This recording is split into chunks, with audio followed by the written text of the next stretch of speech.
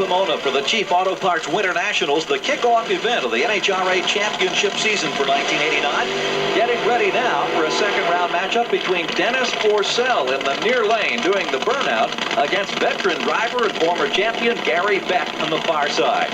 Well, Gary Beck has been in semi-retirement. He's a two-time Winston Top Fuel champion, concentrating on a career in the construction industry and developing a brand-new drag racing engine we'll talk about just a little bit later. The fans glad to see Gary Beck competitive again. In the first round, Beck faced Jim Head. Head, who just made the field as the 16th fastest qualifier, was in the far lane, and Head ended up having a wild ride of his own. And what you're about to see is what could have happened, even worse possibly, to Eddie Hill had he run that engine with a cracked block. So the misfortune for Head gives Beck a matchup now with Dennis Forcell, last year's NHRA Top Fuel Rookie of the Year. And here is what Forcell is up against. Sitting behind Gary Beck is the 4-cam 32-valve McGee motor, the newest thing in drag racing. Actually, two Australian brothers, the McGees, have been working on this engine for over a decade, Gary. And this is the first time it is truly performed. 282 miles per hour in qualifying. They're onto something. And a major test right now for that power plant and for driver Gary Beck in the far lane as he stages with Dennis Forcell. Forcell on the near side has the jump, and the McGee not responding to the challenge. Forcell in 5.11, 269 miles per hour, eliminates Gary Beck.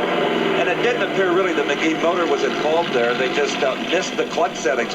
Kenny Bernstein back in the staging lanes mixing a final batch of fuel for his funny car, the 4-time champion. He too is interested in that McGee motor. In fact, he'll start testing it pretty soon. And of course, funny car competition will be coming up shortly here at Pomona in the Winternationals. And Gary, a bit of a panic in the Top Fuel staging lanes. That is Tim Farrell, a crewman for Connie Coletta, running over to the car they're going to race, the Frank Hawley machine, to borrow apparently some sort of a tool. There must be something wrong with Coletta's car, and they don't have the proper tool, and they may have it now, though. Certainly a sense of urgency there for the Coletta crewman. Meanwhile, Gary Ormsby getting set to go against Jack Ostrander now in their second-round Top Fuel matchup. Meanwhile, the Coletta crew apparently has corrected whatever problem they were facing as they now roll closer to the staging area. But just in front of them is the race to come. Jack Ostrander, manager of Bowling Alley and one cup part-time drag racer in the far lane, up against Gary Ormsby, car dealer from Auburn, California, and a beautiful new car that is the top of the field. And again, Ormsby away brilliantly, and he's got another hot one going. Another 5.07, this one 280 miles per hour. Ormsby to the semifinals. And the problem with Connie Coletta's car was that air bottle that controls the lockup of the clutch. Apparently some air was escaping. They got it sealed back up before it lost pressure, so he's all right. Connie Coletta had a brilliant qualifying effort. In fact, he set an all-time speed record of 291 miles per hour, the first in the 290 mile per hour bracket. And look at the launch on that run. The front wheels popped in the air. Coletta hammered it before he had a new all-time drag racing speed record.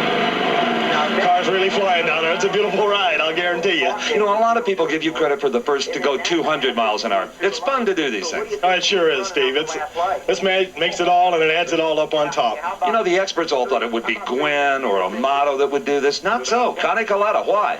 Well, we've been working on the car. You know, we started last fall when I got the high gear set up in the new car. And just everything sort of fell in place, and the fuel system was working right for it. And after we get a little more nitro, a little more volume, and it just loves it. How fast will it go? God knows. So a milestone performance for Connie Coletta, who now faces Frank Hawley. Hawley, a two-time funny car champion, now competing in Top Fuel. And driving for team owner Larry Miner, who has had a tough morning. His other dragster, Dick LaHaye, was beaten by Connie Coletta, who's now trying to get to Hawley. And his funny car, driven by Ed McCullough, was put out by Mark Oswald. It's Hawley on the far side. Coletta, the new all-time speed record holder in the near lane, in his familiar Bounty Hunter. Staged and ready to launch. Off the line, smoking the tires. Problems for Coletta. Hawley will advance 5.12, 279 miles per hour. Miner is happy, but look, a problem is there are a lot of sparks coming out from underneath Frank Hawley's machine. But despite the problems, Hawley is in the semifinals against Frank Bradley, and Hawley, with a quicker elapsed time, has lane choice. The other semifinal pairing has Ormsby against Forcell. Ormsby has the lane selection.